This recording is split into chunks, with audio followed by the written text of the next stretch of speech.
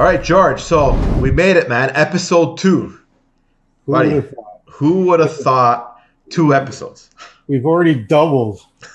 We doubled our production, yeah, in our podcast. But it was a great. I mean, I had a blast, man. What do you think? You know what? I think that there are still some topics that we need to discuss with Mike and Raph, and I definitely because they were excited. Yeah. And I think we need to have them back on to finish our discussion because we still have a lot of questions to discuss with their curling and baseball, specifics. Kind of Because those knowledge. guys, the knowledge. Honestly, it was kind of cool the way that we, because okay, this is a cornhole podcast, but really it's just a pot. It's like we just want to talk about everything. Like it's not really. I mean, it's going to be focused on cornhole for sure, Right. but it's cool to get those perspectives, right? Like to get like Mike's curling kind of perspective, like where like the strategy of curling can maybe translate to like cornhole or like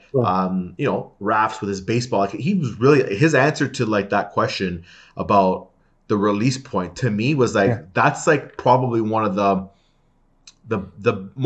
best things maybe as like a starting beginner to try to work on, or anybody really, right? And it's easy to say, oh yeah, of course that makes sense, but to actually bring a baseball guy in and have him say it out of his own words, out of his own mouth, to me that was like, wow, you know what, I think this is the tip of the iceberg, and I'm excited to do more of this and bring in more, like you said. Absolutely. Different perspectives, but that being said, this week's guests, I'm looking forward to this as well. Yeah, this week, honestly, we have 2 really interesting guys. I think they're really good guys.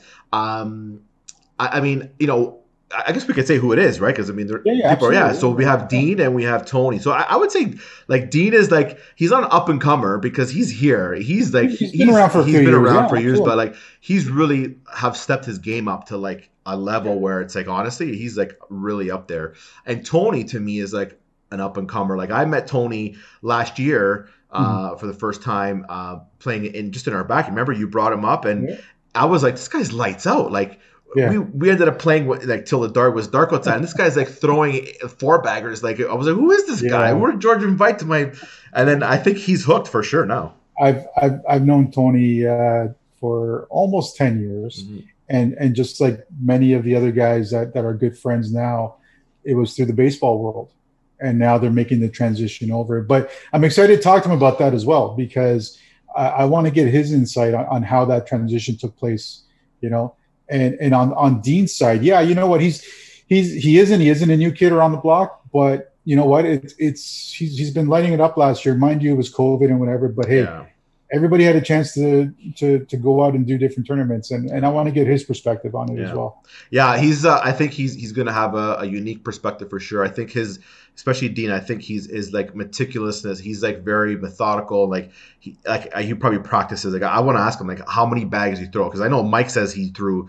What did he say last week? Like 700 bags before he came on the pot. Crazy. Like I'm like I thought throwing 100 bags was I'm like that's good, right? This guy's throwing 700. Like that's crazy, but that's probably But you think you're doing a lot, but then you also, and that's good to talk to these guys because then you're like, you know what, I got to step up my game, man. Like I got to throw 800 bags. Like screw this. I can't wait. So everybody listen in. It's gonna be fun.